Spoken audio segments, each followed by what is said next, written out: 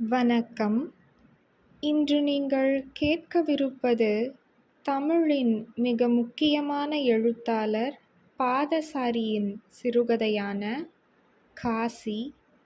வாசிப்பவர் உங்கள் ஜனனி. போன வருஷம் இதே மாதத்தில் காசி தற்கொலை செய்து கொண்டு பிழைத்து விட்டான்.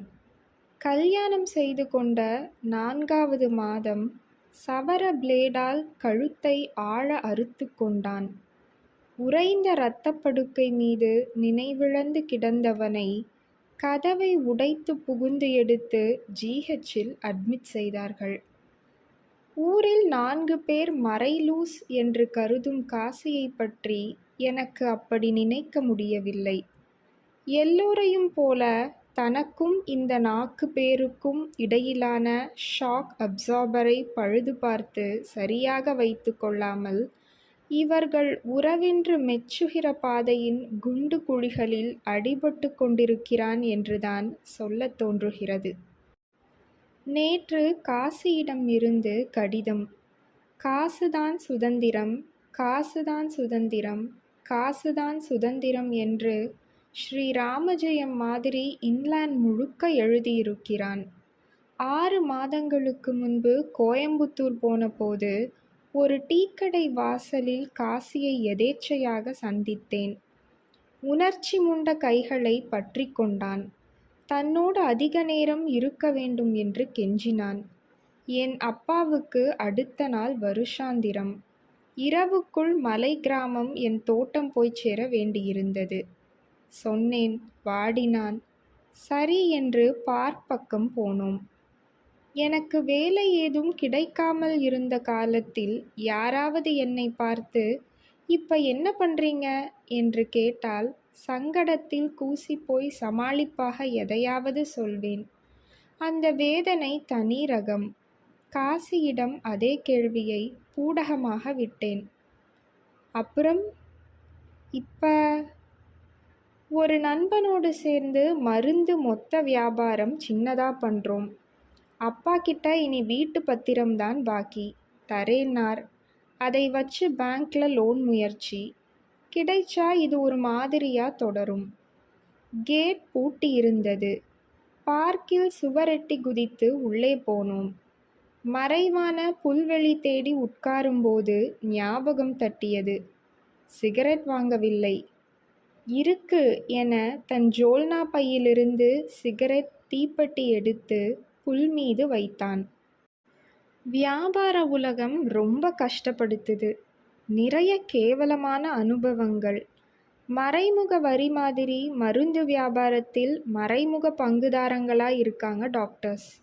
எப்படின்னா, ஒரு டானிக் பாட்டில் ப்ரிஸ்கிரிப்ஷன் எழுத வைக்க ஒரு டாக்டருக்கு 3 ரூபாய் லஞ்சம் தரணும். 100 பாட்டில் டானிக் விற்க மாதம் 300 ரூபாய் லஞ்சம். இது இல்லாமல் பெரிய கம்பெனி மருந்துக்குன்னா கம்பெனியே நேரடியாக அன்பளிப்பு. டிவி, கிரைண்டர், ஃப்ரிட்ஜுன்னு. குமட்டுதுடா குணா. காசியின் முகத்து மேல் செல்லமாக புகை வளையங்களை ஊதிவிட்டேன். இதிலே எவ்வளவு நாள் தாக்கு பிடிப்பேன்னு தெரியல. பழையபடி தாண்டா இருக்கு குணா. அடுத்த வினாடி மேலே எடுத்தா காலூன முடியலை. காசி ஒரு சிகரெட்டை பற்ற வைத்து கொண்டான். அவனது ஜோல்னா பை மீது சொத்தென வெள்ளையும் பழுப்பும் கலந்த எச்சம் தெரித்தது. ஆனா முன்ன மாதிரி என்ன பிச்சு வீசி வாந்தியில புரட்டி ஆபாசப்படுத்திக்கிறதில்லடா. கஷ்டப்பட்டு விழுங்கிக்கிறேன். அப்பாவுக்காக தான். அவர் போயிட்டா என்ன ஆவேன்னு புரியல. எதை ஆதாரமாக்கி இந்த பேய் மனசை சமாதானமாக நடத்த போறேனே தெரியலடா. காசியின் அப்பா காசிக்கு 1 வயதாயிருக்கும்போது மனைவியை இழந்தார். காசிக்கு 4 வயது மூத்த ஒரு அக்கா உண்டு. வேறு உடன்பிறப்பு இல்லை. காசியின் அப்பா 2வதாக திருமணம் செய்து கொள்ளவில்லை. குழந்தைகள் 2ஓடு காசியின் பெரியப்பா தன் அண்ணன் குடும்பத்தோடு ஒட்டி கொண்டு விட்டார். மில் வேலை. சாந்தமான குணம். அப்பா எப்படி இருக்கார் காசி? அப்பாவும் நானும் ஒரு வீட்டில் இருக்கோம். அக்காவுக்கு வீட்டில் பாதி பாகம் உயில் எழுதி வச்சாச்சு. உயிலை கையில் கொடுக்கல. செவரு வச்சு 2 பாகமாக்கியாச்சு வீட்டு வாசலை. மச்சான் அவ்வளவா பிரச்சனை இல்லை. அப்பா அக்கா வீட்டில் தான் சாப்பிட்டுக்கிறார். எனக்கு 10 நாளைக்கூட ஓட்டல். 10 நாளுக்குள்ள எந்த ஓட்டலும் சலிச்சிருது. 300 350 மாதம் கிடைக்கும்.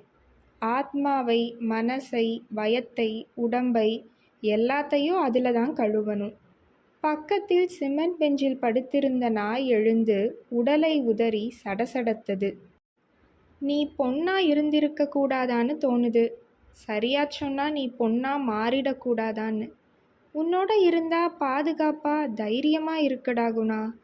அறிவோட குத்தலை பொருட்படுத்தாம சொன்னா கடவுளோட மடியில இருக்கிற மாதிரி. அதுவும் பெண் கடவுள். என்னால் ஒரு ஆணை கடவுளா கற்பனை செய்யவே முடியல. விளையாட்டு மைதானமா முள்ளுவேலி இல்லாத மனசு உனக்கு. இல்லடா காசி, என்னோட மனசு உனக்கு அந்த மாதிரி இருக்குது. ஆனால் அங்கேயும் சில பேர் கண்ணுக்கு வேலி இருக்குது. சரி, இப்பெல்லாம் ஏதாவது எழுதுறையா? இல்லை, டைரி மட்டும்தான். கவிதை கதைன்னு எழுதினா சுய புலம்பலா இருக்குது. எதிரில் நாய் ஒற்றை காலை தூக்கி பெஞ்ச் கால் மேல் மூத்திரம் அடித்தது. காசியின் வாயில் கால் சிகரெட் சாம்பலாக நின்றிருந்தது. சற்றே மௌனம். என்னால் இந்த சிகரெட்டை விடவே முடியல காசி. நானும் தான். கூடவே இந்த மாஸ்ட்ருபேஷனையும். எவ்வளவு முயற்சி பண்ணியும் இந்த 2ஐயும் நிறுத்தவே முடியலடா குணா. சிகரெட்டால் எனக்கு ஒன்றுமே இல்லை. நிக்கோட்டின் நெஞ்சுக்குள்ளே பரவி எதுவும் பண்ணுறதா தெரியலை. பால் வராத முளைக்காம்ப உறிஞ்சிற மாதிரி தான் அது எனக்கு. மாஸ்ட்ருபேஷன்லையும் ஒரு விஷயம். பல பேர் மாதிரி கை கொண்டு இல்லை. தலையணையை அணைச்சிட்டு தாயான 30-35 வயசு பொண்ணுகளைத்தான் நினைவில் அடைச்சு. காசிக்கு 29 தான் வயதென்று நினைக்கிறேன். திடீரென வேறேதாவது பொதுவாக பேசலாம் என்ற காசி என்னை பற்றி கேட்டான். என் அம்மாவை விசாரித்தான். எனக்கும் அவனுக்கும் பழக்கமான ஒரு சாமியாரை பற்றி கேட்டான். சாமியாரோடு இருந்த அழகான பெண்ணை பற்றி கேட்டான். சாமியார் RSSல பூந்துட்டார். கார் எல்லாம் கொடுத்துருக்காங்க. அந்த சிஷ்யை ரம்பை இப்போ சத்தியில் ஒரு துணிக்கடையில் சேல்ஸ் கேர்ள். காசி சிகரெட்டை வீசி எறிந்தான். புல்லில் லேசாக புகை கசிந்தது. நான் மீண்டும் ஒரு சிகரெட்டுக்கு பார்த்தேன். இல்லை, எனக்கு பரபரத்தது. நானும் கூட காசியைப் போல சும்மாத்தான் சிகரெட் குடிக்கிறேன் என்று நினைக்கிறேன். சில சமயங்களில் தோட்டத்து பக்கம் கும்மிருட்டில் நின்று குடிப்பேன். குடித்த திருப்தியே இருக்காது. புகையை ஊதி கண்ணால் பார்ப்பதில்தான் திருப்தி போல இருக்கிறது. காலி பெட்டியை நசுக்கி தூக்கி போட்டான் காசி. 1 10 என்றேன்.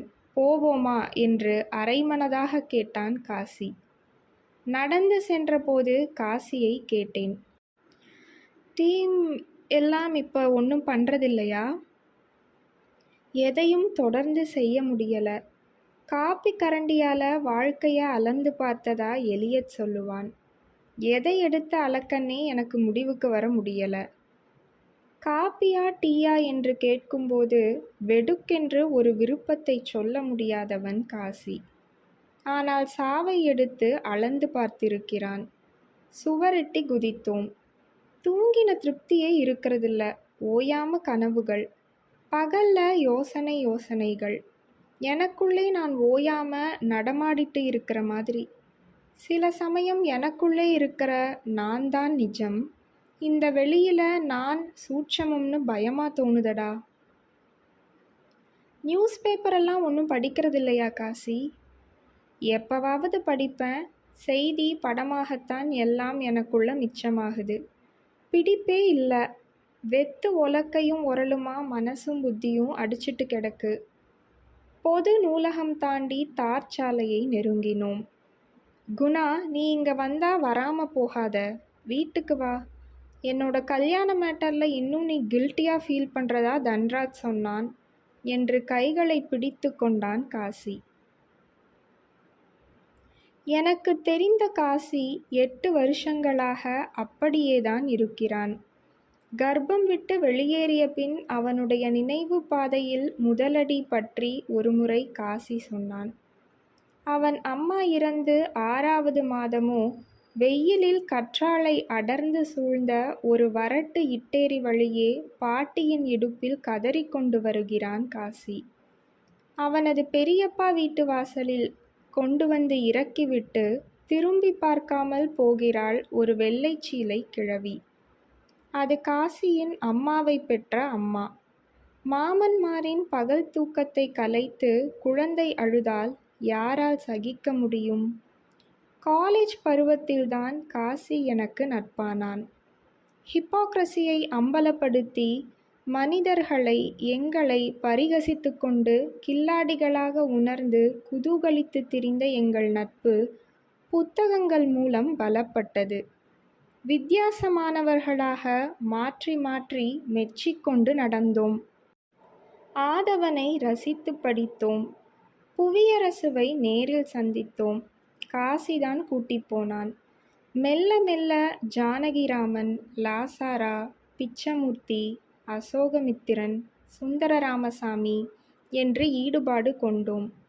மௌனி புரியாத போதும் பயங்கரம் என்ற பாவனை பூண்டு பாராட்டினோம். இடையில் நான் படிப்பதில் ஏனோ தேங்கிப் போனேன். பெண் வேட்கை.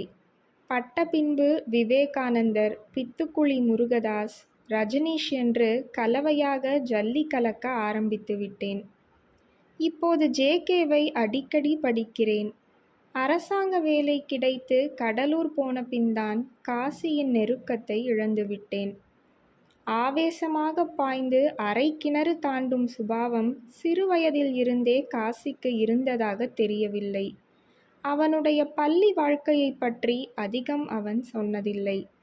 4ஆம் வகுப்பு படிக்கும்போது காதலில் தோல்வி என்றும், ஹைஸ்கூலில் பிரேயரின் போது காலையில் கனிகள் அல்லது ஐசக் நியூட்டன் பற்றி கட்டுரை படித்து ஸ்கூலையே அறுப்பான் என்றும் ஏதோ சொல்லியிருக்கிறான். எஸ்எஸ்எல்சியில் மிக அதிக மார்க்குகள் வாங்கினான் என்பது எனக்கு தெரிந்தது.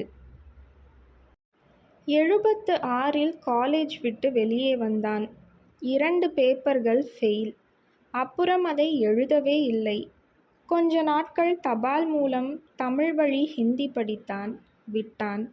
கொஞ்ச நாட்கள் தாய்மொழி அபிமானத்தில் தெலுங்கு வாத்தியார் வீட்டு பெண் தினமும் காப்பியில் கொஞ்சம் காதல் கலக்கி கொடுத்தாள். இந்த காலத்தில்தான் வீட்டு பக்கமாயிருந்த ஒரு இன்ஜினியரிங் கம்பெனியில் டைம் கீப்பராக வேலை பார்த்தான். அவன் ஓரிடத்தில் தொடர்ந்து 1 வருஷம் பார்த்த வேலை. பூப்பந்து விளையாட்டில் சுமாரான வீரன் காசி.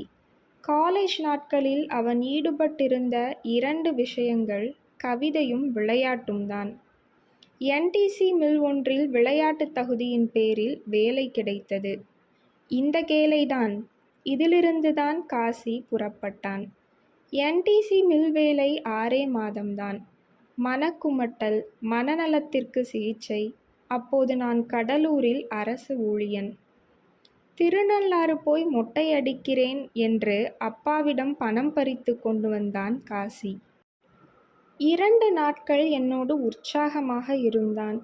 நிஜமாகவே திருநள்ளாற்றின் மீது நம்பிக்கை கொண்டிருப்பானோ என்று நினைத்தேன்.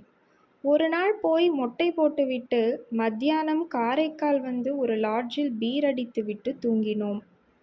சாயங்காலம் காற்றாட வெளியே நடந்தபோது ஒரு திடுக்கிடும் உண்மையை கக்கினான் காசி. உண்மையிலேயே நான் ஒரு பாவி, கயவன்டா குணா. அன்பான அப்பாவை ஏமாத்திட்டிருக்கேன். எனக்கு ஒரு பிரச்சனையும் இல்லை. டாக்டர்களையே ஏமாத்தி நடிக்கிறேன். எனக்கு வேலைக்கு போக பயமாயிருக்குடா. ஃபியர் ஆஃப் ரெஸ்பான்சிபிலிட்டி அண்ட் ஃப்ரீடம்டா. எந்த புஸ்தகத்தில் படித்த இந்த இங்கிலீஷ் வரிய? பொறுப்பு பற்றின பேடித்தனம் சரி. அதென்னடா சுதந்திரம் பற்றின பயம்? சுதந்திரத்தையே தப்பாக புரிஞ்சுக்கிற நீ. மேதாவிங்கிற பிம்பத்தை வளர்த்தி வச்சுக்கிட்டு பிம்பத்தோட கர்வத்துக்கு பங்கமாக இருக்குதோ வேலை செய்கிற இடம்? நீ முட்டாள். இல்லடா குணா, எனக்கு ஜாப் ஒத்து வரலடா. எந்த ஜாபுமே ஒத்து வராது. என்னால் கடிகார மிரட்டலை சகிக்க முடியலை. தினம் தினம் தினம் ஒரே நேரத்தில் அதை செய்யறது செயற்கையா டான்னு ஒரே நேரத்துக்கு எந்திரிக்கிறது, செயற்கையா தினமும் ஒரே நேரத்தை பிடிச்சிட்டு வெளிக்கு உட்கார்றது, கன் டயத்துக்கு குளியல், கட்டுப்பாடான தினம் தினம் தினம் தினம்கள் எனக்கு சலிக்குதுடா. வெறுத்து குமட்டி இதுக்கு மேலே பொறுப்புன்னா பயம் வேற, அதிகாரி உருட்டல், ஓவர் டைம், அப்பா படுபாவி. எனக்கு உள்ளூர சத்தியமான ஆசை என்ன தெரியுமா? சொல்லு. எங்காவது காட்டுக்குள்ள மலைப்பக்கம் ஓடி போயிடணும். போய் ஆதிவாசிகளோட ஆதிவாசியாகணும். முட்டாள், ஆதிவாசி கூட்டத்தில் மட்டும் பொறுப்பு சுதந்திரம் பற்றின பயம் இருக்காதுங்கிறியா? அங்கேயும் தாளம் இருக்குதுடா, கட்டுப்பாடு இருக்குது. காசி பதில் பேசவில்லை. நான் எதிர்பார்க்கவே இல்லை. திடீரென சட்டையை கழற்றினான். இடுப்பில் லுங்கியை இழுத்து நழுவ விட்டான். ஜட்டி போட்டிருக்கவில்லை. படுபாவியின் வலது தோள்பட்டை விரைத்து பலகை மாதிரி இருந்தது. தள்ளவே முடியவில்லை. கனம். லுங்கியை பலவந்தமாகச் சுற்றி மெல்ல அணைத்தபடி தள்ளிக்கொண்டு போனேன். பெட்டிக்கடையில் சோடா வாங்கி முகத்தில் தெளித்தேன். கொஞ்சம் வாயில் புகட்டி லாட்ஜுக்கு கூட்டிப் போனேன். இரவு 11 மணிக்கு விழித்து கொண்டான். இரவு உணவு சாப்பிடவில்லை. நான் கலவரப்பட்டு வருத்தமாக உட்கார்ந்திருந்தவன் அருகே போனேன். மொட்டை தலை சொட்டையில்லாமல் வியர்த்திருந்தது. தோளை தொட்டு பரிவாக கட்டிலோரம் உட்கார்ந்தேன். எழுந்து உட்கார்ந்தான். இடுப்பில் லுங்கி இருந்தது, இருக்காமல். முகம் உப்பி இருந்தது. பசிக்குதா என அவன் கைகளை மெல்ல பிடித்து விட்டதுதான். எதிர்பார்க்கவில்லை. மூக்கும் கோண அப்படி ஒரு அழுகை. பெருங்குரலெடுத்து முகம் விம்ம. எனக்கு எரிச்சலாகவும் பயமாகவும் துயரமாகவும் ஆகிவிட்டது. பக்கத்து ரூமில் எல்லோரும் எழுந்து வந்தால் அவன் முகத்தை அப்பி அடக்க பார்த்தேன். முடியவில்லை. ஊ ஊ ஊ என 1/2 மணி நேரம் அடங்கவில்லை. மழை விட்ட விசும்பல் மாதிரி வேறு. நான் லைட்டை அணைத்து விட்டேன். நல்லா தூங்கினியா? தூங்கினேன் என்ற காசியின் பதிலில் வாட்டம். காலையில் 8 மணிக்கே சாப்பிடப் போனோம். என்ன காசி, சொல்டா. ராத்திரி ஒரு கனவு. மனசு கஷ்டமா இருக்குடா. என்ன சொல்லு. வனாந்தரத்துக்குள்ள மத்தியான நேரம். மழை பெஞ்சு ஓஞ்சிருக்கு. பிரம்மாண்டமான சிலை ஒன்று. மாரில் முகஞ்சு முகஞ்சு பாலை குடிச்சிட்ருக்கேன். திடீர்னு என்னன்னா புணர்றா மாதிரி. முகம் சரியா தெரியலை. விழித்த போது அந்த கனவு முகம் மனசை கஷ்டப்படுத்துச்சு. ஏதாவது சினிமா போலாமா என்று பேச்சை மாற்றினேன். காசிக்கு கல்யாணம் என்று ஒன்று நடந்ததற்கு நானும் முக்கிய காரணம். முதற் காரணம். பெண்களுடன் காசியின் அனுபவம் ஒன்றை கூட அவன் என்னிடம் ஒளித்ததில்லை. பியூசி படிக்கும்போது பக்கத்து தெருவில் பெட்டிக்கடைக்காரரின் பெண்ணுடன் காதல். 17 வயது பெண். காசியின் அன்றைய பாஷையில் தேவதை. உணவாக பெட்டிக்கடை பொரி வேர்க்கடலையையே அதிக நாட்கள் தின்று வளர்ந்த அந்த தேவதைக்கு திடீரென மஞ்சள் காமாலை. ஒரு நாள் சாம்பல். காசி இந்த தேவதையின் பெயர் சேர்த்து புனைப்பெயர் வைத்து கொண்டு கண்ணாமூச்சு என்றொரு குட்டி கவிதை தொகுப்பை பின்னாளில் ஒன்றுவிட்ட அண்ணன் அச்சகத்தில் வேலை பார்த்தபோது வெளியிட்டான். வேலை என்றால் தொகுப்பு அச்சடித்து முடியும் வரை வேலை. காலேஜ் முதல் வருட நாட்களில் கவிதையுடன் 2 குட்டி காதல்கள். ஒரு பெண் மூவா ரசிகை. கெமிஸ்ட்ரி படிப்பு. எதிர் வீடு. துணைப்பாடம் கணக்கு சாக்கில் காசி அடிக்கடி மூவா ரசிகையிடம் போனான். ஒரு முற்பகல் குளிக்கும்போது சுவரெட்டி விட்டு விரகதாபத்தில் பெயர் சொல்லி கத்திவிட்டான். முகத்திலேயே விழிக்க வேண்டாம் என்று கதவை அடைத்து கொண்டு விட்டது அல்லி. இன்னொரு பெண் வலிய வந்து இவன் நெஞ்சில் சாய்ந்தாள். வேலையில்லா பட்டதாரி பெண். வேலை கிடைத்து பொள்ளாச்சி போய்விட்டாள். சந்திப்பே இல்லை. கடிதங்களுக்கு பதில் இல்லை. காசி NTC மில் வேலையை தொலைத்துவிட்டு ஊர் சுற்றி கொண்டிருந்த காலத்தில் அப்பா ஜேபியில் 10 ரூபாய் திருடிக்கொண்டு ஒரு நாள் பொள்ளாச்சிக்கு பஸ் ஏறினான். 2 ரோஸ்கோல்ட் காது ரிங்குகளை வாங்கி கொண்டு போய் சாயங்காலம் போஸ்ட் ஆஃபீஸ் வாசலில் அவளை சந்தித்தான். அவள் முகம் கொடுக்கவில்லை.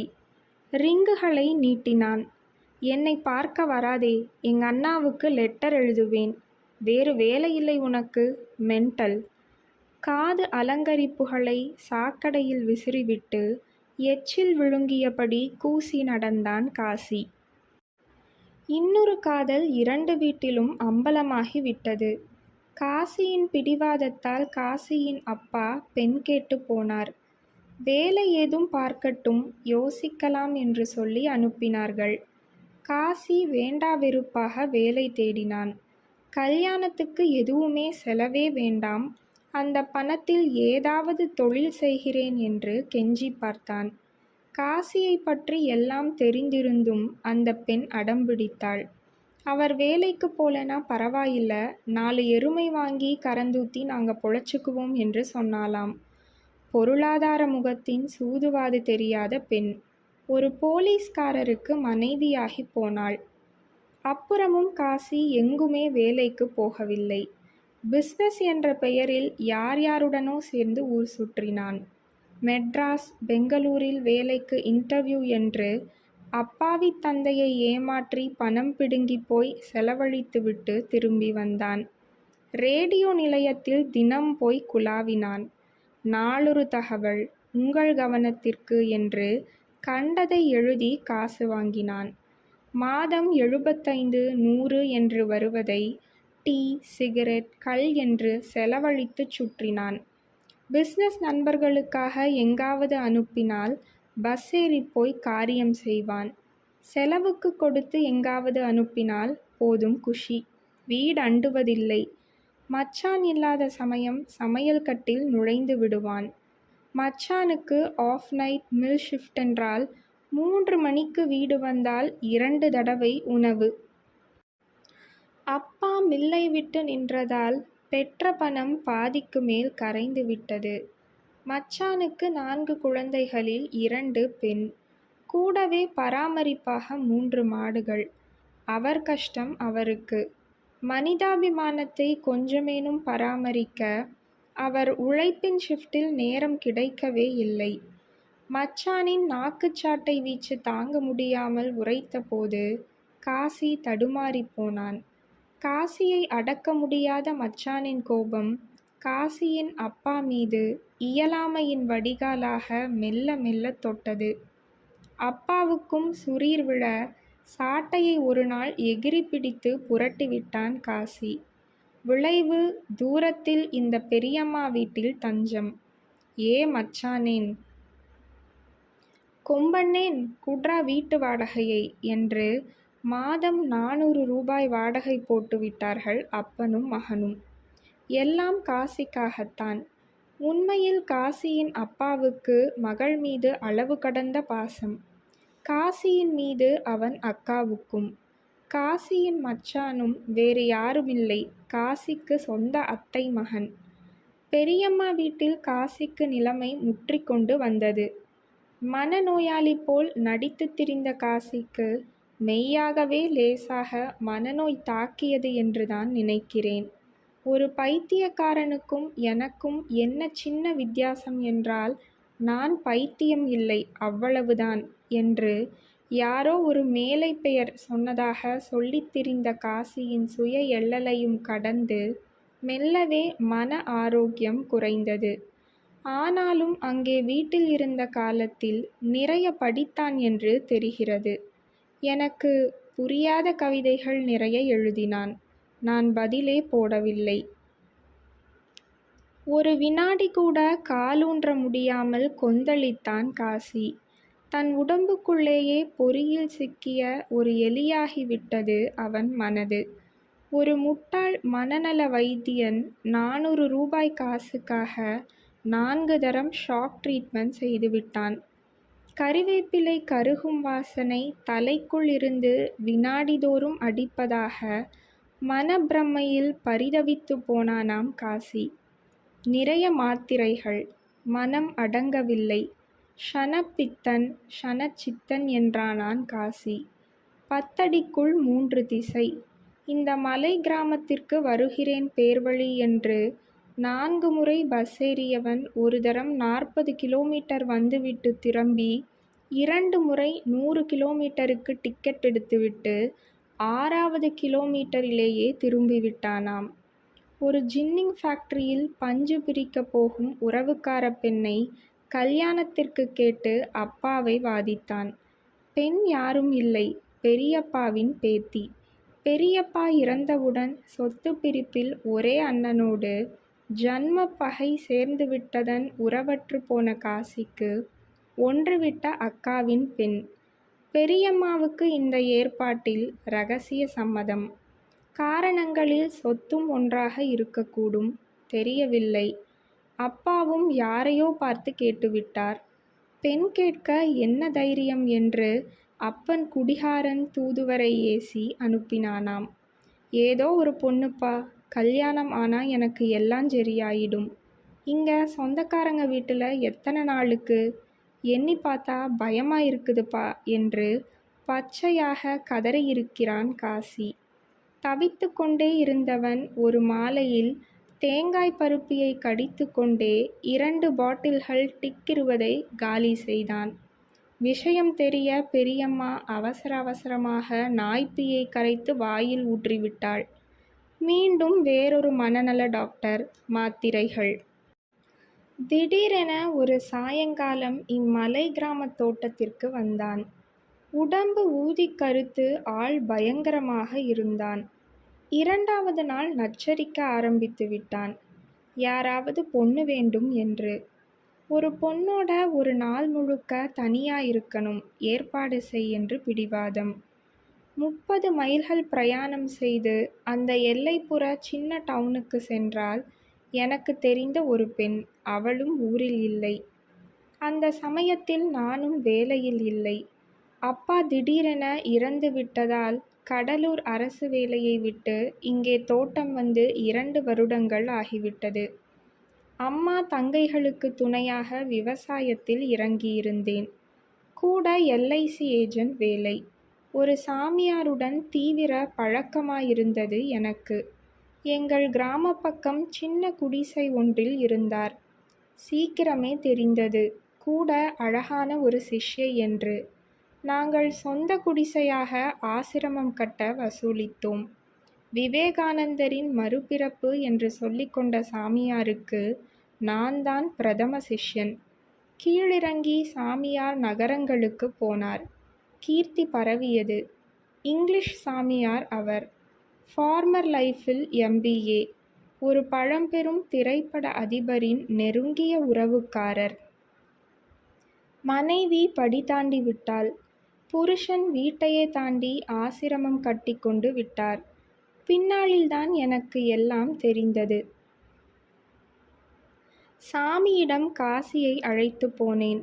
எல்லாவற்றையும் சொன்னான்.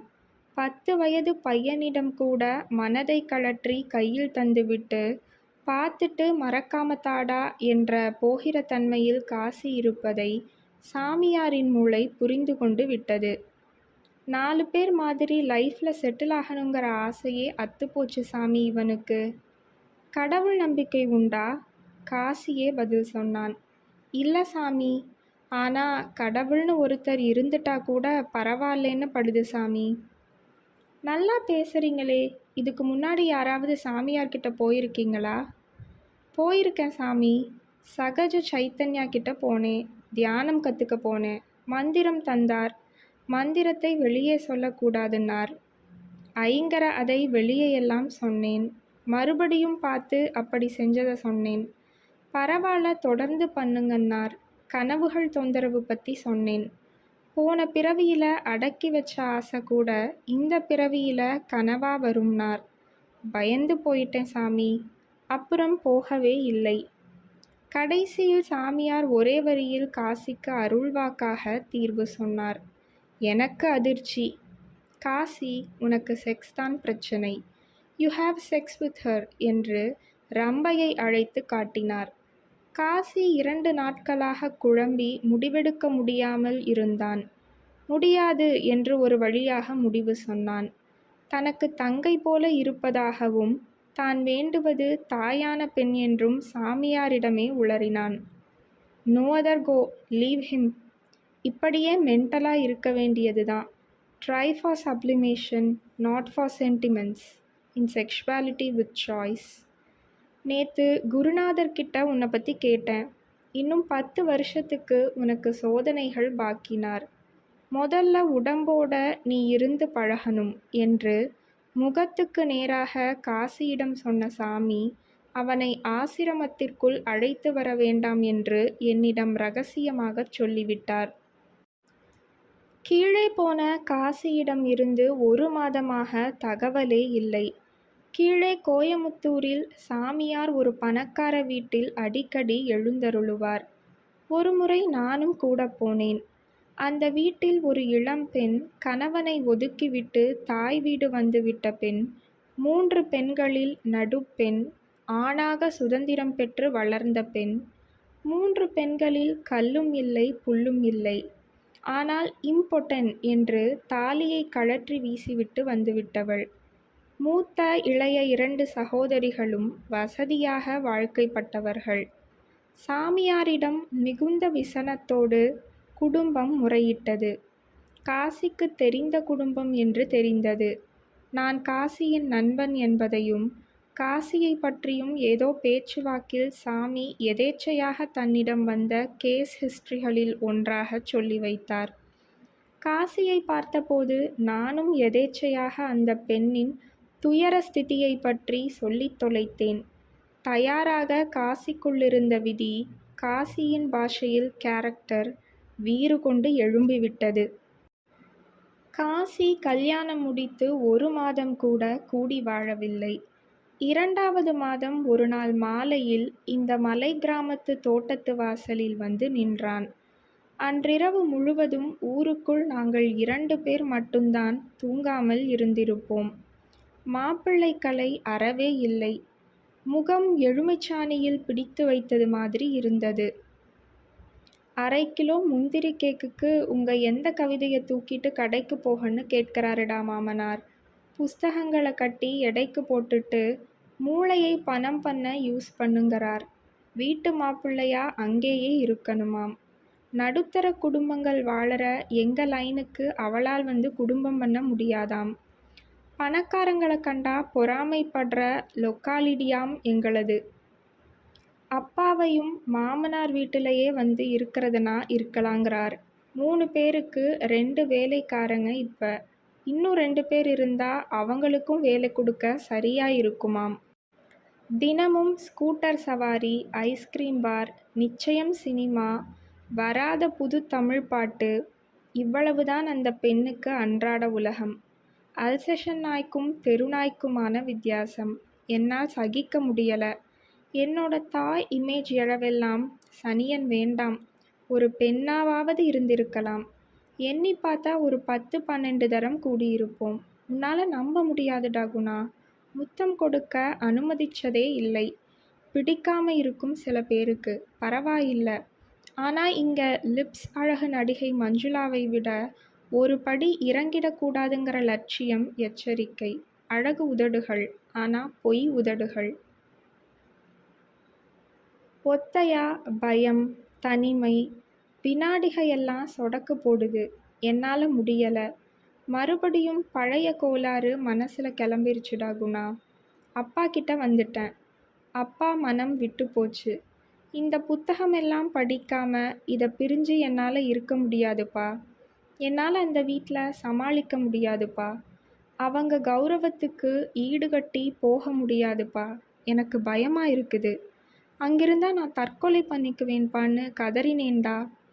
போக போக சரியா போகும். நீ ஏதாச்சும் வேலைக்கு போ முதல்லன்னு அக்கா அக்கறையாக சொன்னா. மூடிட்டு போன்னு அக்கா மேலே எரிஞ்சு விழுந்தேன். உன்னை பார்த்துட்டு வந்தா கொஞ்சம் மனசு நிம்மதிப்படும்னு அப்பா கிட்ட சொன்னேன். மொய் வந்த பணத்தில் 100 ரூபா தந்து அனுப்புனார்டா. 1 வாரம் இருந்தான். நானும் சாமியாரிடம் போவதை நிறுத்திவிட்டிருந்தேன். கொஞ்ச நாள் நிதானமாக சும்மா இருக்கச் சொல்லி அனுப்பிவிட்டேன். செயலுக்கான முடிவாக எதையும் யோசித்துச் சொல்லி முடியவில்லை எனக்கு. குற்ற உணர்வு வேறு மனதின் ஒரு மூலையில். அவனோடு சேர்ந்து பாக்கெட்டாக சிகரெட் சாம்பலே மிச்சம். கீழே போன காசியைப் பற்றி 2 மாதங்களுக்கு தகவலே இல்லை.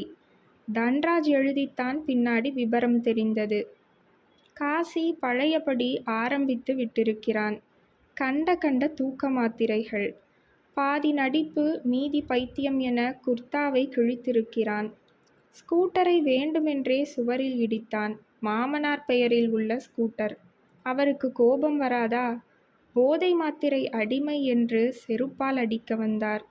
திடீரென ஒரு நாள் இனி நல்லபடி இருப்பேன் என்ற திடீர் கங்கணத்தில் அந்த அழகான உதடுகளுக்கு ஐஸ்கிரீம், புதுப்படம், ஸ்கூட்டர் பவனி, பட்டுச்சேலைக்கு வாக்களிப்பு என்று பூஜை போட்டான்.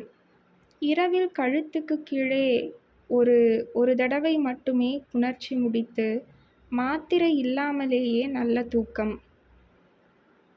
விடியும் முன்பு 5 மணிக்கே எழுந்து ஸ்கூட்டரை விரட்டி கொண்டு வந்து அப்பாவை எழுப்பினான்.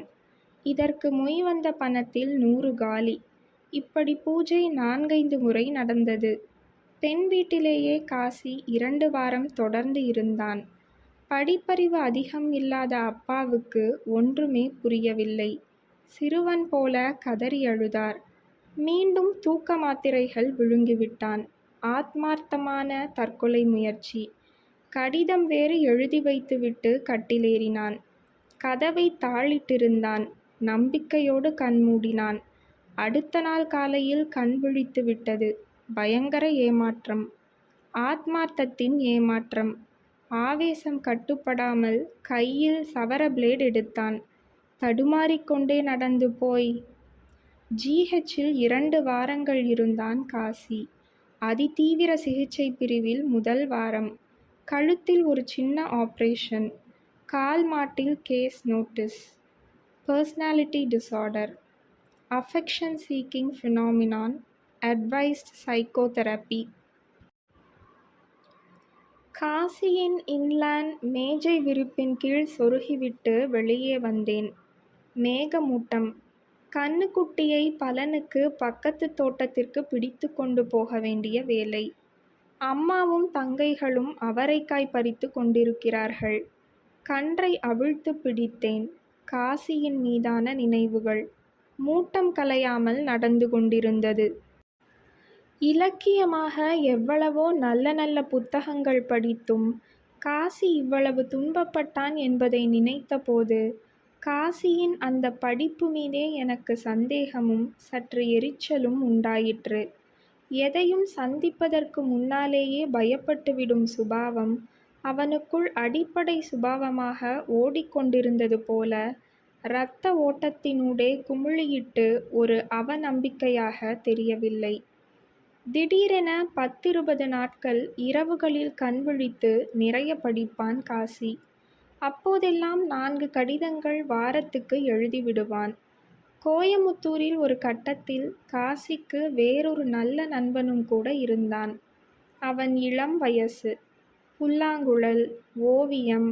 இரவில் நெடுஞ்சாலையோரம் ஒரு டீக்கடை முன்பு அரை மணிக்கொரு டீ குடித்து கொண்டு விடியற்காலை 4-5 மணி வரை பேசிக்கொண்டே இருந்துவிட்டு பிரிவார்களாம்.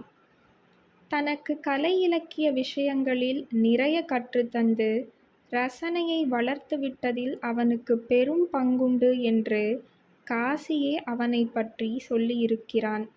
விளைவுகள் பற்றி அஞ்சாத காசியின் ஓட்டைவாய் பலவீனம் பல மென்மையான இதயங்களை சில தருணங்களில் பயப்படுத்திவிடும். அப்படி காயப்படுத்திய ஒரு கெட்ட தருணத்தில் அந்த இளங்கவியின் நட்பையும் இழந்துவிட்டான் காசி. இவ்வளவு தூரம் காசி சரிந்ததற்கு தொடராமல் போன அந்த நட்பும் கூட ஒரு வகையில் காரணங்களில் ஒன்றாக எனக்கு படுகிறது. காசி 3/4 சந்திர கிரகணத்தின் போது பிறந்தவன் என்று ஒரு தரம் சொல்லியிருக்கிறான். சில காலம் ஜோசியத்தில் கூட நம்பிக்கை வைத்து பார்த்தான். தன் மன வழக்கப்படி அதையும் விட்டான் இடையில்.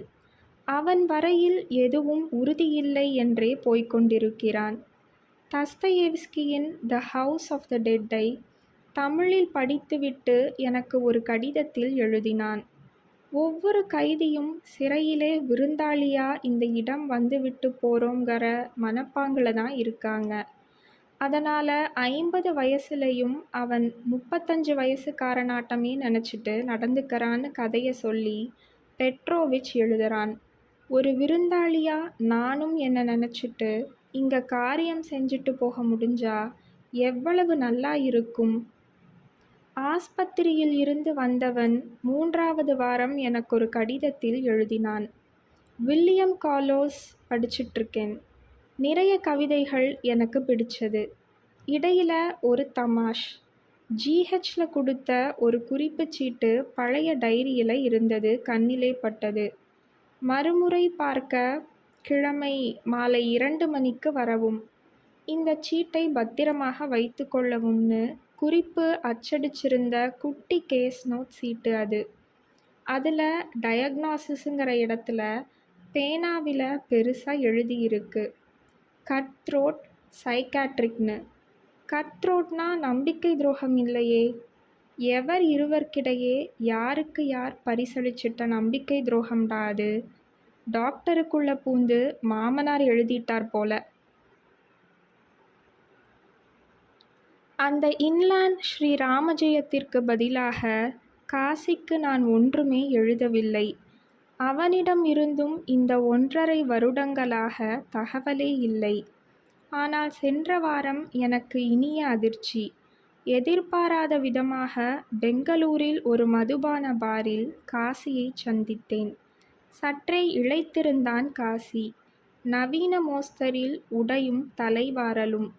கண்ணுக்கு கீழ் கருவளையங்கள் மெல்ல வெளுத்து வருகிறது போல. இருமனம் ஒப்பிய திருமண விளக்கு, மியூச்சுவல் டிவர்ஸ் கிடைத்து விட்டதாகச் சொன்னான்.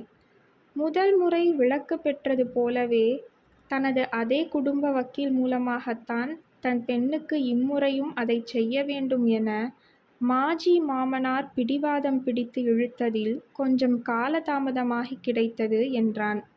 அந்த செய்தியில் சிறு அதிர்ச்சியோ முழு சந்தோஷமோ எனக்கில்லை. ரம்மில் ஒரு குவார்ட்டர் குடித்துவிட்டு உட்கார்ந்திருந்தான். வாயில் புகைந்து கொண்டிருந்தது. ஆச்சரியமான சந்திப்புதான் இது என ஆர்வம் பொங்க அவன் முன்னால் உட்கார்ந்திருந்தேன். அப்புறம் என்ன இங்க என்றதற்கு தன் விசிட்டிங் கார்டாக மேல் பாக்கெட்டிலிருந்து எடுத்து நீட்டினான். Marketing director. அடே அப்பா, எனக்கு மிகுந்த சந்தோஷமாகி விட்டது. பழையபடி இல்லாமல் எப்படியோ ஒரே தொழிலில் ஒட்டி கொண்டு நட்பறுத்து கொள்ளாமல் கவனமாக முன்னேறியிருக்கிறான் போல. வெயிட்டரிடம் இன்னொரு டம்ளர் கேட்டான் காசி. ஒருவேளை அபயக்கட்டையாக பற்றினானே காசு காசு என்று. அந்த ஸ்ரீ ராமஜெயம் பண்ணுகிற வேலையா இவ்வளவும்? எப்படியெல்லாம் என்றேன் உற்சாகமாக. அது எப்படியோ அப்படித்தான் அது என்றான் வேதாந்தி மாதிரி. மாலையில் தொடங்கியது. இரவு 10:30 வரை பேசிக்கொண்டிருந்தோம். தனது ஒன்றுவிட்ட அண்ணனிடம் வட்டிக்கு கொஞ்சம் பணம் வாங்கி முதலீடு செய்திருப்பதாகச் சொன்னான். கூட இருக்கும் நண்பரும் நல்ல மாதிரி, பொருளாதார விஷயத்தில் நிறைய ஒத்துழைக்கிறார் என்றான். இனி காசி பிழைத்து விடுவான் என்று வாய்விட்டே சொன்னேன். வாய்விட்டு சிரித்தான். நானெங்கே இங்கே என்று என்னை கேட்டான். ஆயுள் பாதுகாப்பு இன்சூரன்ஸ் அலுவலக வேலையாக என்று நீட்டிச் சொன்னேன். சிரித்தான். நோ ப்ராப்ளம் என்றான். பாரில் நிறைய கூட்டமிருந்தும் கூட ஏசியானதாலோ என்னவோ அமைதி கூடியிருந்தது. எவர் உரக்கப் பேசினாலும் தாழ்ந்தே கேட்டது. கேட்கவும் சொல்லவும் நிறைய இருந்தும் இருவருக்கும் இடையில் என்னவோ சிறு தயக்கம் நின்றிருந்தது. போதையின் ஒரு முன்னேற்ற கட்டத்தில் தயக்கம் விலகிவிட்டது. ஐஸ் கேட்டான் காசி. என் டம்ளரை சீக்கிரம் காலியாக்கி தரச் சொன்னான். சிகரெட்டை காட்டி எடுக்கவில்லையா என்றான். நிறுத்தியாச்சு. எப்பாச்சும் இந்த மாதிரி சந்தர்ப்பங்களில் மட்டும் என்று ஒன்றை எடுத்து உதட்டில் பொருத்தினேன். பீரிட்டு சிரித்ததில் ரம் பொறையேறிவிட்டது. நானும் சிரித்து கொண்டே கேட்டேன். ஏண்டா காசி இப்படி சிரிக்கிற? No problem. இல்லடா குணா, சமீபத்தில் கன்ஃபெஷன்ஸ் ஆஃப் ஜெனோன்னு ஒரு இத்தாலி நாவல் படித்தேன். அதில் 20 பக்கத்துக்கு 2வது அத்தியாயம் த லாஸ்ட் சிகரெட்னு சிகரெட் விடுறது பற்றி. விட தீர்மானம் போட்டு முடியாமல் எப்படியெல்லாம் அவஸ்தைங்கிறத பற்றியே 20 பக்கமும். நான் பழைய காசியை பார்த்துவிட்டேன். மேலும் சுயசரிதை பாணியில் எழுதப்பட்ட அந்த நாவலை பற்றியே நீண்ட நேரம் புல்லரித்து பேசிக்கொண்டே போனான். நாவலில் அதன் ஆசிரியர் இட்டாலோ செவேவோவும் தன்னை போலவே ஈக்குஞ்சு பற்றி கவிதை எழுதியிருப்பதையும் விவரித்து பிரம்மாண்டமாக சந்தோஷப்பட்டான். ஒரு வாய் அருந்திவிட்டு நாடு, மொழி, இன சூழல் விவரங்கள் தவிர்த்துவிட்டு பார்த்தால் அந்த 7 அத்தியாய நாவல் ஏகதேசம் தனது சொந்த வாழ்க்கை வரலாறு போலவே இருக்கிறது என்றான். அவசியம் அதை நான் படிக்க வேண்டும், போய் அனுப்புகிறேன் என்றான். மேலும் விடாமல் நாவலின் அத்தியாய தலைப்புகளை கேள் என்று வியந்து சொன்னான். Introduction, the last cigarette, the death of my father, the story of my marriage, wife and mistress, a business partnership, psychoanalysis. இன்னொரு குட்டி பெக் வாங்கினான் காசி. நான் போதும் என்று விட்டேன். திடீரென தான் ஒன்றும் முற்றிலும் மாறிவிட்டதாக நான் நினைத்துவிட வேண்டாம் என்று சற்றே நெகிழ்ச்சியாக, லேசாக எச்சரிக்கை விடும் தொனியிலும் கண்கள் வழியாகவும் பேசினான் காசி. ஒரு சின்ன உதாரணம் பார் என்று விட்டு சொன்னான். 6 மாதங்களுக்கு முன் நடந்ததாம் இது. YWCA விடுதியில் தங்கிக் கொண்டு கிறிஸ்துவ மத நிறுவனத்தின் கட்டுப்பாட்டில் இயங்கும் ஒரு பெண்கள் கல்லூரியில் வேலை பார்த்து வந்த ஒரு இளம் பௌதிக துணை பேராசிரியை காசிக்கு ஒரு நண்பன் மூலம் 2 சந்தர்ப்பங்களில் அறிமுகமானாள். மிக அழகான யுவதியாம். துரதிர்ஷ்டம், ஒரு குழந்தையோடு அவள் விதவையாகி 2 வருடங்கள் கூட பூர்த்தியாகவில்லை. தன்னை மணக்க விருப்பம் வேண்டி விடுதி முகவரிக்கு அவளுக்கு கடிதம் எழுதி கேட்டிருக்கிறான். 4 கடிதங்கள். கடைசி 2 கடிதங்கள் ரெஜிஸ்டர் தபால். 4ம் வார்டன் கையால் பிரிக்கப்பட்டது. நண்பன் காசியை தெருவில் மடக்கி ஆங்கில கெட்ட வார்த்தைகளால் அறைந்தான். பெண்ணின் அண்ணனிடம் இழுத்து விடுவேன் என்று மிரட்டிவிட்டு போனான். அந்த பெண் 3 நாட்களாக அழுது கொண்டிருப்பதாக வேறு சொல்லிவிட்டு போனான். 1 மாதம் கழித்து கல்லூரி வாசலில் அவள் காலில் விழாத குறையாக வருந்தி மன்னிப்பு கேட்டுவிட்டு வந்தானாம். மன்னிப்பு கேட்கப் போனதாலும் அந்த பெண்ணை பயமுறுத்தி நினைவு தன் உடம்புக்குள் இரத்த ஓட்டத்தில் ஒரு உடையாத குமிழியாக ஓடிக்கொண்டே இருப்பதானது காவிய சோகம் என்றான். நிமிடத்தில் காவிய சோகம் பட்டுவிடும் காசியின் மனநிலை இன்னும், குறிப்பாக பெண்கள் விஷயத்தில் மாறவே இல்லை என்று நினைத்து கொண்டேன். இந்த ரொமான்டிக் பார்வை ஒரு நோய் கூறாகவே இன்னும் படுகிறது அவனிடம் எனக்கு. ஆனால் வேறு நிறைய விஷயங்களால் குணமாகியிருப்பது பேச்சினூடே தெரிந்தது. ஆசைப்பட்டதை அடைந்த பின்னாலும் ஒரு பள்ளம் மிச்சமாகி அதில் நலுங்குமே ஒரு சோகம். அதை அனுபவித்தால் தெரியும் ஆசையின் குணம் என்ன என்று. பின்னால் பேசும்போது எதற்கோ இப்படி சொன்னான். சமீபத்தில் திருப்பதி போய் வந்தானாம். ஜாலி துணையாக ஒரு நண்பனோடு போனவன் கம்பெனி சேக்குக்கு தானும் மொட்டையடித்து கொண்டானாம். கம்பெனி சேக்காக வேறு கோவில்களுக்கும் அப்படியே போய்விட்டு திருவண்ணாமலை வந்தபோது ராம் சூரத்குமார் என்றொரு யோகியை சந்தித்ததாகச் சொன்னான். நீ கதவை தட்டும் விதம் சகிக்கக்கூடியதாக இல்லை என்பதையே கோபம் தணிந்த கடைசியிலும் தனக்கான ஒரே ஆசி செய்தியாக அவர் வழங்கி அனுப்பியதையும் அதில் பூரண அர்த்தம் இருப்பதாகவும் சொன்னான். நான் இன்னொரு சிகரெட் பற்ற வைத்து கொண்டேன். அவன் அப்பாவை பற்றி கேட்டேன். நோ ப்ராப்ளம் என்றான். அடிக்கடி நோ ப்ராப்ளம் என்ற வார்த்தையையே எதற்கும் பதிலாக அவன் சொல்வதை கவனித்து கொண்டே வந்தேன். கேட்டேன். சிரித்து கொண்டே நோ ப்ராப்ளம் என்றான். எனக்கு அந்த பதில் அருவருப்பாகவும் எரிச்சலாகவும் பட்டது. காரியங்களை காரியங்களுக்காக மட்டுமே செய்வதில் ஒரு விடுதலை உணர்வும் பரபரப்பற்ற பேரார்வமும் இருப்பதை கண்டுகொண்டு விட்டதால் எந்த காரியமுமே தனக்கு பேரானந்தமாக இருக்கிறது என்றான். நான் ஒரு நிமிஷம் பேசவில்லை. சொல்லும்போது அவனுக்கு நாக்கு லாவகம் கொஞ்சம் இழந்து எழும்புவதில் சிரமப்பட்டதை பார்த்திருக்கிறேன். என் நாக்கு தங்கைகளுக்கும் காரியம் செய்து முடிப்பதற்குள் பட்ட கஷ்ட அனுபவங்கள் எனக்குள் ஒற்றை எண்ணமாக மின்னலின் ஒரு கீற்றாக உருக்கொண்டு அரைந்தது. ஈயைத் துரத்தும் பல்லியாக அது வேகமாக ஓடியதில் பல்லியின் வால் அறுந்து நினைவில் இடறி விழுந்தது. என்ன யோசனை என்றான். நோ ப்ராப்ளம் என்றேன்.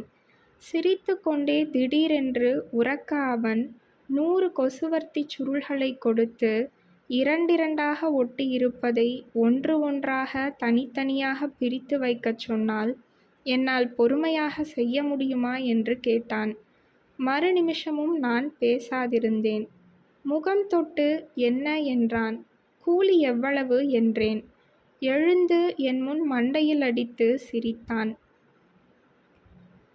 இருட்டிவிட்டது வெளியே. ஏசியிலும் நன்றாக வியர்த்துவிட்டது காசிக்கு. வயதான கிழப்பிச்சைக்காரர்களை தெருவில் பார்த்தால் மனதின் ஆழத்தில் அவர்களை தன் அப்பாவோடு ஒரு கோணத்தில் ஒப்பிட்டு கொண்டு குற்ற உணர்ச்சி, சுய இரக்கம், இயலாமை, பயம் எல்லாம் கல அவசர கருணையாக செயல்பட்ட நாட்கள் மாதிரி இப்போது இல்லை.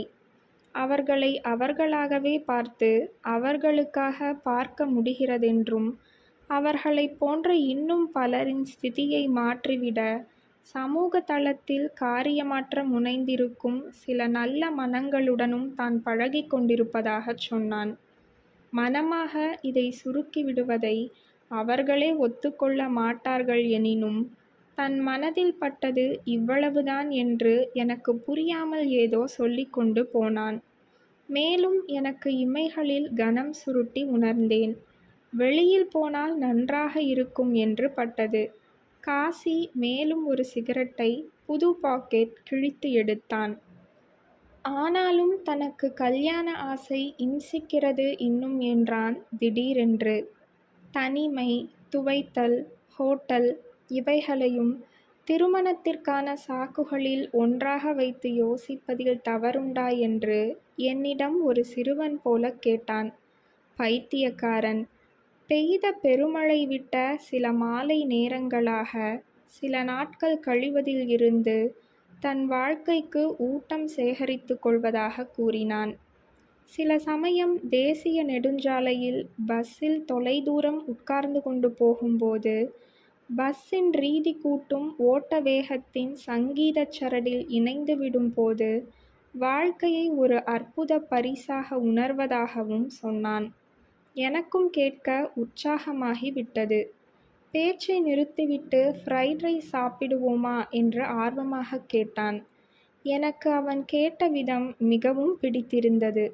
எனக்கு ஃப்ரைட் ரைஸ் பிடிக்காவிட்டாலும் எவ்வளவோதான் நிதானப்பட்டிருந்தாலும் சில சமயம் எல்லாம் கொட்டிவிடுகிறது என்றான்.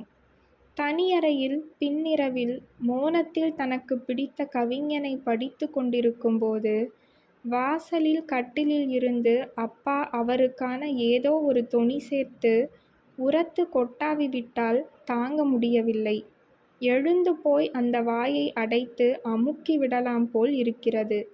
ஒரு கொட்டாவி அந்த மாதிரி வந்தால் போதும். அந்த பின்னிரவே தனக்கு பாழ் என்றும் சொன்னபோது சற்றே சோர்வாகிவிட்டான்.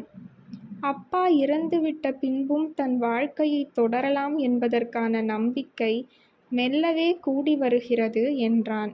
அடிப்படை சுபாவமாகவே சுயம் நசித்துவிட்ட 4-5 நண்பர்கள், எழுத்து, படிப்பு இதெல்லாம் மட்டும்தான் இதற்கு அடிப்படை காரணம் என்றான். என்ன இன்னும் தொடர்ந்து படித்து கொண்டிருக்கிறாய்தானே என்று கேட்டுவிட்டு கடைசி சிப்பையும் முடித்தான். சிகரெட் பொருத்தி கொண்டான். திடீரென தான் சமீபத்தில் கண்ட கனவுகளைப் பற்றி பேச்சை மடைமாற்றிக் கொண்டான். அழகான கண்ணாடி கிண்ணத்தில் மிதந்த மிளகாய் நீரை சில்வர் கரண்டியால் கலக்கிக் கொண்டே பேசினான். முன்னைப் போல கனவுகள் வந்தாலும் நோ ப்ராப்ளம் என்றான். ரமணரின் பரவச முகம் ஒருமுறை வந்ததென்றான். ஒரு தடவை கனவில் கால் பெருவிரலை பாம்பு கடித்து இரத்தம் வந்ததென்றான். பாடையில் வைத்து ஒரு கனவில் தன்னை கண்டானாம். தீவிரவாதியாக போலீசாரால் துரத்தப்பட்டு ஒரு கனவில் ஓடினானாம். ஓரிரவு நெடுஞ்சுவர் தாண்டி மலைகள் தாண்டி விண்ணில் பறந்து போவது மாதிரி கைகளால் பேரானந்தமாக கடைந்து கடைந்து பறந்து கொண்டே இருந்தானாம். இந்த ஒரு கனவு மட்டும் மீண்டும் வராதா என்று ஏக்கப்படுவதாகச் சொன்னவன் அடிக்கடி திரும்ப திரும்ப வரும் எரிச்சலூட்டும் ஒரு கனவென பரீட்சைக்கு படிக்காமலேயே போய்விட்டு ஹாலில் திணறுவதைச் சொன்னான். கனவுகளை 4 நாட்களுக்கு கவனித்து விடிந்ததும் ஒரு ஸ்கொயர் ரூல் நோட்டில் எழுதி வைக்க ஆரம்பித்தால் 5ஆம் நாள் வராதென்றான். தொடர்ந்து கவனித்து கொண்டே வந்தால் கனவு புறமுதுகு எடுக்கும் என்றான். மீறி நிச்சயம் வராதா என்றால் பெருவாழ்வின் பல புதிர்களுக்கும் போல இதற்கும் நிச்சயமாக சொல்ல முடியாதுதானே என்று கேட்டான். கத்தி, கபடாக்கள், முள்கரண்டி அலங்காரமாக சூடு பறக்க மேஜைக்கு வந்தன ஃப்ரைட் ரைஸ் தட்டுகள். அநேகமாக என் பங்கில் பாதிக்கும் மேல் காசிதான் சாப்பிட வேண்டி இருக்கும். நீங்கள் கேட்ட சிறுகதை பாதசாரியின் காசி.